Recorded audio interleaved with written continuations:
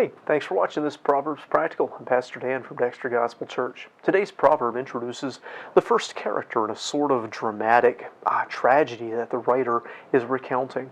We're in Proverbs chapter 7, verses 6 through 9. They say, "For at the window of my house I looked through my casement, and beheld among the simple ones, I discerned among the youths, a young man void of understanding, passing through the street near her corner. And he went the way to her house in the twilight, in the evening, in the black and dark night." So the father here in this passage is warning his son about the dangers of wrong relationships, a danger that would be especially relevant to a rich and powerful young man in their culture and to all of us today. So he starts to tell a story.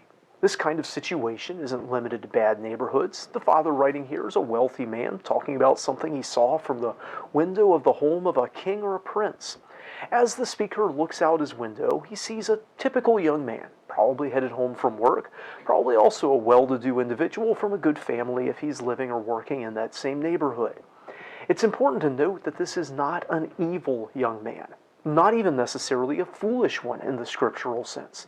This young man has no plan to take advantage of someone else or harm someone. He's not rejecting God outwardly, but he's simple.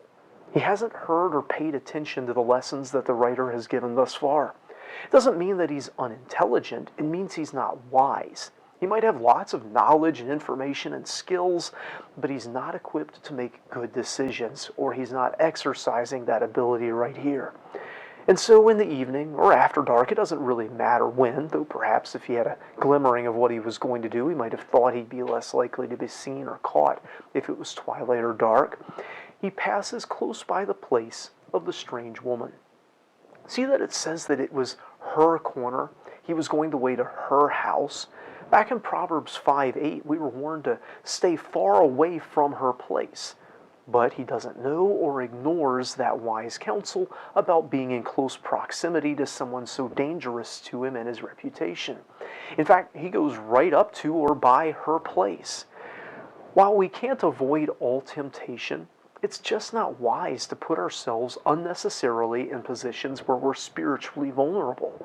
Yes, if we face a temptation we can't avoid, Christ can give us victory. However, to willfully put ourselves in situations where we're likely to sin, then expect God to somehow bail us out, looks suspiciously like tempting God or acting on presumption instead of faith. So here's our first character, the simple, normal young man and his first mistake. He went where the danger was instead of avoiding it. In the next segment of the story, we'll meet the next character, and we'll see her in our next video. I hope this video is a help to you. If so, hit the thumbs up button to give it a like. If you haven't already, subscribe to our channel for more comments from the Bible. We'd love to see you in the comments, especially if you've got questions about the scriptures or things you'd like us to pray for, and we'd love to see you in person here at Dexter Gospel Church. Until next time, I hope you stay well and make wise choices about the situations you place yourself into.